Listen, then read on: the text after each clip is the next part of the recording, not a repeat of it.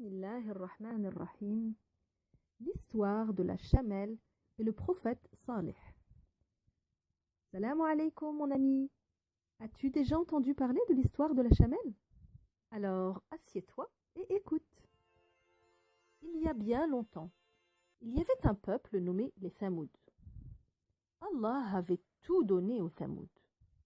Ils étaient très riches et habitaient dans des maisons de pierre qu'ils avaient creusées dans les montagnes. C'étaient des hommes forts et puissants. Pourtant, ils s'étaient détournés d'Allah et adoraient des statues qu'ils avaient construites de leurs propres mains. Ils étaient cruels et méchants et faisaient beaucoup de mal autour d'eux. Salih faisait partie des Thamoud, mais contrairement à eux, c'était un homme gentil qui aimait Allah plus que tout. Alors Allah décida d'en faire son envoyé.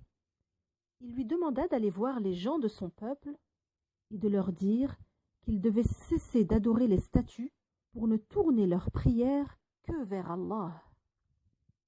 Salih alla voir les gens et essaya de remplir sa mission du mieux qu'il put. Mais les Thamoud se moquèrent de lui et le rejetèrent. Malgré les injures et les moqueries, Salih persévéra et appela les Thamoud à la raison. Mais un jour, ils lui demandèrent de faire un miracle invraisemblable. Ils lui dirent « Si tu es vraiment un prophète, allons ensemble à cette montagne et demande à ton Dieu de faire jaillir de la roche la plus belle des chamelles et son petit. » Salih accepta et dit « D'accord, j'irai avec vous et je demanderai à Allah de réaliser ce miracle. Mais s'il le fait, vous devrez accepter de rejeter les statues pour n'adorer qu'Allah. » Ils acceptèrent et tout le monde suivit Salih vers la montagne. Là, Salih demanda à Allah de faire jaillir une chamelle avec son petit. Soudain, la roche se mit à trembler et c'est alors que surgit une magnifique chamelle prête à mettre bas.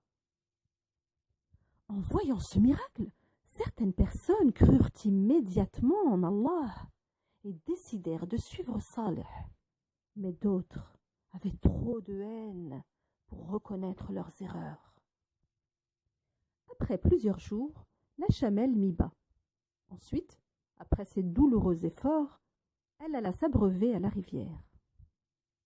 C'est alors que Salih leur dit « Allah vous ordonne de laisser la chamelle et son petit jouir de la rivière un jour, et vous pourrez en jouir pour vous, vos bêtes et vos champs, le jour suivant. Stockez l'eau pour les jours où vous ne pouvez pas approcher de la rivière. » La plupart acceptèrent d'obéir, mais parmi eux, quelques hommes s'entêtèrent à désobéir. Ils avaient l'intention de faire du mal à la chamelle.